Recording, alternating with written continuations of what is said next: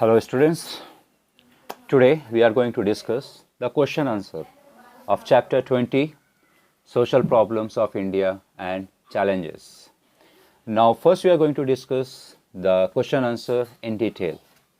Now question is suggest the step to eradicate communalism. हमें इन कदमों के बारे में ऐसे स्टेप्स के बारे में सजेशन करना है सजेस्ट करना है जिनके द्वारा हम समाज से और देश से या व्यक्तिगत रूप से जो धार्मिक नफरत है उनको पूरी तरीके से जड़ से ख़त्म कर सकें, इरेडिकेट कर सकें. Now answer, communalism is a hindrance to the progress of individual, society and nation. जो धार्मिक नफरत है, जो धर्म को लेके, जो दूसरे धर्मों को लेके जो नफरत है, उसको हम ख़त्म कर सकते हैं, क्योंकि ये जो धार्मिक नफरत है वो हमारे व्यक्तिगत यानी पर्सनल, इंडिविजुअल, सोसाइटी, समाज और देश के लिए बहुत ही बड़ा खतरा है. कम्युनलिज्म को अगर हम समझें तो कम्युनलिज्म का मतलब होता है जब कोई पर्टिकुलर धर्म दूसरे धर्म के लोगों के ऊपर, यानी पर्टिकुलर धर्म के लोग जब दूसरे धर्म के लोगों के ऊपर अपना राज करने की कोशिश करें, दूसरे धर्म को अपने धर्म से नीचा समझें, अपने धर्म की बातों को मनवाने के लिए दूसरे धर्म के लोगों को परेशान करें, इसको हम कम्युनलिज्म कहते हैं.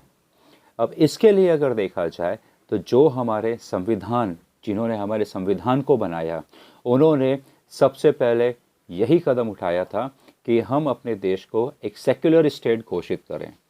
सेक्युलर स्टेट को घोषित किया, इसकी वजह से सेक्युलरिज्म, जो अगर देखा जाए right to freedom of religion के तहत हिंदुस्तान के, इंडिया के हर एक नागरिक को ये अधिकार मिलता है कि वो जिस धर्म को फॉलो करना चाहे फॉलो कर सकता है, जिस धर्म को प्रोपोगेट करना चाहे प्रोपोगेट करता है. सेक्युलर स्टेट जो है ये किस देश को किसी भी धर्म से नहीं जोड़ता है. सेक्युलरिज्म जो है ये प्रूव करता है कि ये हमारा देश किसी भी धर्म को प्रायोरिटी नहीं देता है. ये सभी धर्मों का सेम तरीके से, इक्वल तरीके से रिस्पेक्ट करता है. उसी तरह हर एक इंसान को, हर एक देश के नागरिक को ये अधिकार देता है. Now next, beside this the following step should be taken to eradicate communalism. इसके अलावा देखा जाए अब हम उन स्टेप्स, उन कदमों के बारे में बात करेंगे जिन कदम को उठा के हम समाज से ये कम्युनलिज्म जो है वो पूरी तरीके से ख़त्म कर सकते हैं. Now the steps are: number 1, the government should take punitive action against those who indulge in communal activities. सबसे पहले सरकार को ऐसे लोगों के खिलाफ कदम उठाना चाहिए, सख्त कार्रवाई करनी चाहिए जो धर्म के नाम पर लोगों को भड़काते हैं, धर्म के नाम पर लोगों को परेशान करते हैं. Number 2, education play a big role in promoting communal harmony. Education, जो साक्षरता है, वो सबसे बड़ा और अहम रोल प्ले करती है कि हमारे समाज में जो धार्मिक एकता को बढ़ावा देने के लिए. The prayer of all religious should be संग एट द स्कूल असेंबली. सभी स्कूलों में, असेंबली में सभी धर्म की प्रार्थनाओं को प्रे करना चाहिए. Religious festival of all the religion should be celebrated so that at a very young age children develop respect for other religion. अब स्कूलों में सभी धर्म के फेस्टिवल को समान रूप से मनाना चाहिए ताकि जो आने वाली जनरेशन है वो बहुत छोटे से ही उनके दिल में दूसरे धर्म को लेके एक रिस्पेक्ट डेवलप हो. अपने धर्म के साथ में दूसरे धर्मों की भी रिस्पेक्ट उससे डेवलप्ड होगी, तो आने वाले फ्यूचर के अंदर कम्युनलिज्म रहेगा ही नहीं. Third, the election commission should not recognize communal party. Strict code of conduct should be enforced to check communal propaganda.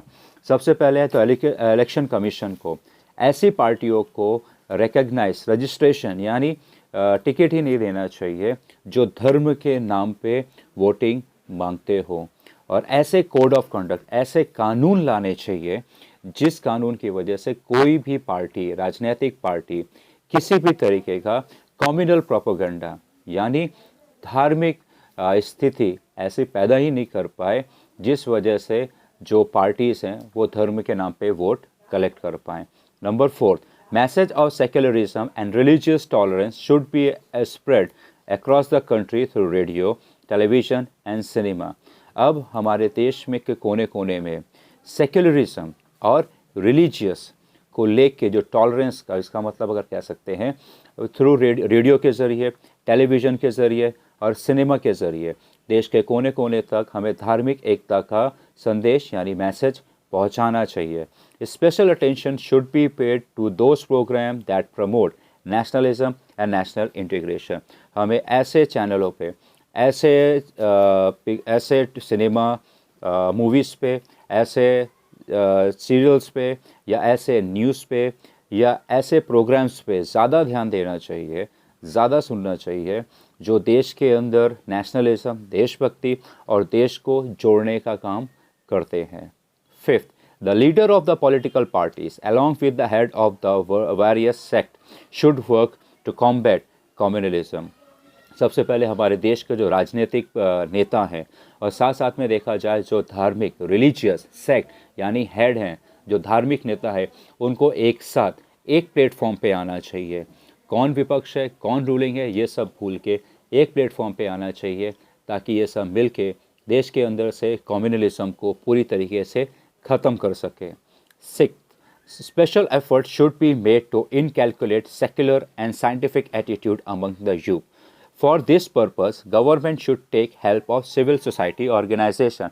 ऐसे खास कदम, ऐसी मेहनत करनी चाहिए, इस तरह के एफर्ट्स यूज़ करने चाहिए जिससे देश के अंदर सेक्युलरिज्म पैदा हो, लोगों के अंदर सेक्युलरिज्म की भावना आए, खासकर यूथ, जवान लोगों के अंदर।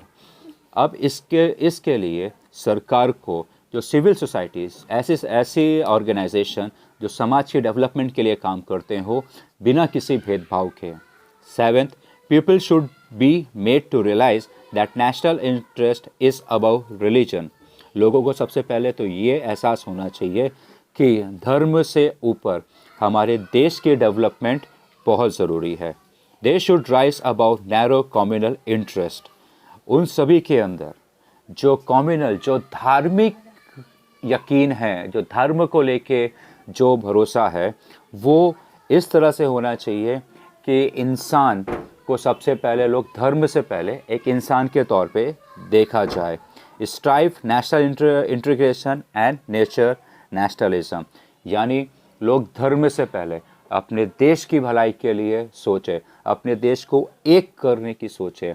जिस देश के अंदर एकता, यूनिटी जितनी ज़्यादा स्ट्रांग होगी, वो देश के अंदर ह्यूमन डेवलपमेंट भी होगा, इकोनॉमिक डेवलपमेंट भी होगा, सोशल डेवलपमेंट भी होगा।